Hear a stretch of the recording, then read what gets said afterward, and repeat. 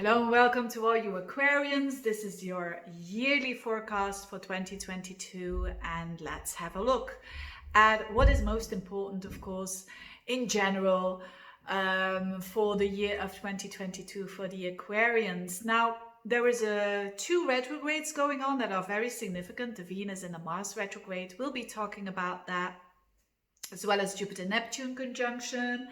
And then Jupiter in Aries, which is going to be very beneficial for you Aquarians. Also, the nodes are going to shift, and that is where the eclipses are going to happen, and it's going to be very significant for you Aquarius because it's in a fellow fixed signs. And my battery is low. Can I fix this? Well, we'll just try and continue. Now, anyways, so the nodes I was talking about, and then a little bit of the outer planets. But let's get started with the beginning of the year, where we have Venus and Mars and Pluto all conjoining with each other in Capricorn in your 12th house, which is the hidden house for you. It is a very unconscious house. It is the house of where we rest, where we do things behind the scenes, where we do things in private, whether they are, positive or negative, it doesn't matter. And, but it matters for you. But what I'm trying to say here is that as from December of 2021, we're going to have a Venus retrograde going on. And that takes time through January and February of 2022. So very significant energy, not only because of the retrograde, but also because it's with Pluto. This is an all or nothing kind of energy. And also because it conjoins with Mars. So at the specific time, I'm going to say that in the monthlies, but Mars is going to be with Venus and it's going to be with Pluto, all in your 12th house. What are you doing, Aquarians? No one's going to know, no one's gonna know, so use it right, because this is very powerful, charismatic, passionate energy. Whatever it is, what you're doing behind the scenes, make sure that you know what the consequences are going to be. It can be what we people perceive as positive. Like, for instance, you could be planning something behind the scenes, doing some artwork behind the scenes. Venus and Mars are very artistic. Together with Pluto, it's like it's healing almost, so to speak. So you could be doing that behind the scenes. Of course, if you're doing things behind the scenes that are against your own integrity, like doing a relationship behind the scenes, it's very much possible here with Venus and Mars and Pluto there. I just say what I see in the astrology. But it can have a life-changing effect because of the Pluto. So be very mindful of what you're doing behind those scenes. Again, it doesn't have to be negative, but I'm just telling you that energy is super, super intense for all of us. But for you, it happens to be in an area of life that is very private, You could be going on a very long vacation with your loved one and doing, and you being private with your lover and feeling very, very intense, transformative, healing kind of energy, because you are doing these things together with the merging of someone else. And that's also this Venus-Pluto stuff going on behind the scenes. So it's not all doom and gloom. Anyways, what else is going on? Then around April, you have Jupiter-Neptune conjunction, and that conjunction is in your second house. It's on the 12th of April, but the whole month is a bit like that second house importance. Now, Jupiter-Neptune can mean a lot and kind of blows up things. Now, the second house is money.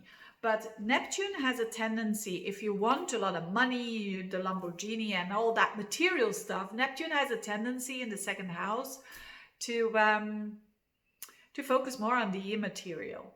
And even when you want less material stuff, it comes to you. That is the experience that I have with working with lots of people with that Neptunian kind of energy in that second house. So actually doing things for the collective, if you do that and you do that because of an intention of doing something for the collective, it actually can give you a lot of money. That's basically it. If you're just doing money for the ego, I'm not saying that that is wrong, by the way, not at all, not at all. I love the luxuries in life myself. I mean, who am I to judge? But when that is your focus and intention, it's not going to work. You could really think that you're going to get a lot, but it's actually more than it is, you know, than it appeared. It's less than it appeared to be. Now, Jupiter shifts into Aries, as I said, around the 11th of May up until the 29th of October. And that's a nice energy because Aries and Aquarius goes well with each other. And your third house is the house of communication, the house of short trips travel, the house of your neighborhood and learning and teaching. All of that is favored during that time. If you're having your own business, wow, expansion on the PR is fantastic to do. If you want to learn, if you want to do a workshop, if you want to teach, learn, write, do it during that time because it's super, super expansive energy for you. And you will find a lot of meaning in the communicating with others, the finding meaning in the things that you read, in the things that you teach, and in the things that you learn. Learning a new language as well, very nice for Jupiter in the third house. Then the eclipses shifting towards, these are very important. In January it happens already. The North Node is going to shift into your fourth house and the South Node into the 10th. So the North Node is where you need to focus on. So you are being called from the universe to focus on your emotional well-being, period. Yes, doesn't mean to say that you don't have to focus on work anymore, because the South Node is what you need to let go of, which is Scorpio, 10th house work. You don't need to let go of it fully, but it's about a bit more on the back burner, and it's a bit more about your emotional well-being, your home, your family life, your home, you feeling nurtured.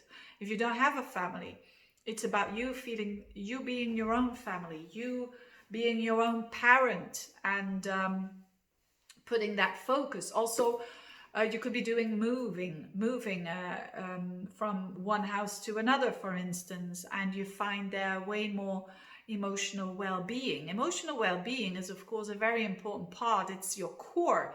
If you feel nurtured, you can do a lot, right? And that is the whole theme of that year. To a bit less focus to work, and yes, work is necessary, but or you could say your role in society, and a bit more towards the self.